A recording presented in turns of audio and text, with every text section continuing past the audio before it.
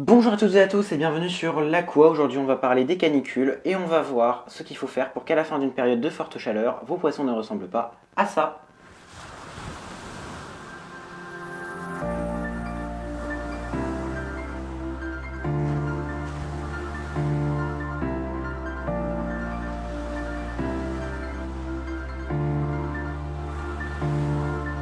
Premièrement, on va commencer par les idées reçues. On a déjà tous fait, mettre des glaçons ou de l'eau très fraîche dans l'aquarium. Déjà, ça, il ne faut même pas y penser. C'est très risqué parce que les poissons risquent des chocs thermiques dans ces situations. Ils peuvent donc par la suite déclencher des maladies, voire même en mourir. Par ailleurs, on conseille parfois d'éteindre la résistance thermostatique. Et bien, sachez que c'est une très mauvaise idée, étant donné que si jamais on utilise des solutions pour réduire la température, qui réduisent un peu trop la température, on sera bien content d'avoir une résistance thermostatique derrière pour remonter la température. De toute façon, si elle marche correctement, elle s'éteindra normalement lorsque la température atteindra la température que vous avez réglée. En revanche, le cordon se chauffant, ça il faudra y penser. Il n'y a pas de thermostat et en période de canicule, il faudra penser à l'éteindre. Alors pour réduire la température de l'aquarium, il va déjà falloir réduire au maximum la température de la pièce dans laquelle est placé l'aquarium. Pour ça, on va bien sûr fermer les volets la journée, fermer les fenêtres. En revanche, le matin, il va falloir essayer de laisser la fenêtre ouverte tant que les températures sont encore fraîches. Si possible, on climatisera la pièce. Pour l'aquarium maintenant plus précisément, on va partir d'un principe de physique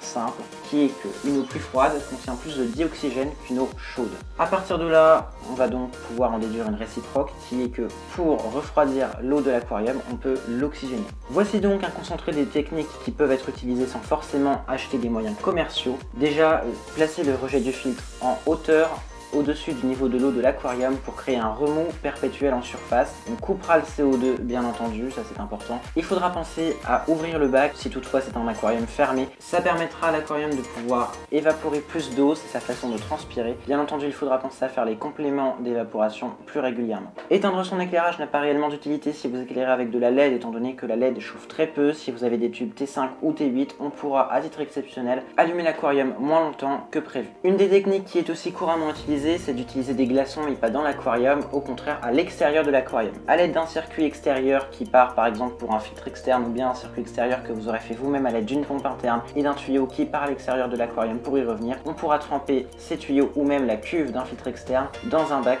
rempli de glaçons ou bien d'eau très fraîche. Ça permettra de réduire la température de l'eau doucement sans forcément faire risquer des chocs thermiques aux poissons. On pensera quand même bien sûr à laisser la résistance thermostatique toujours allumée en cas d'efficacité trop importante.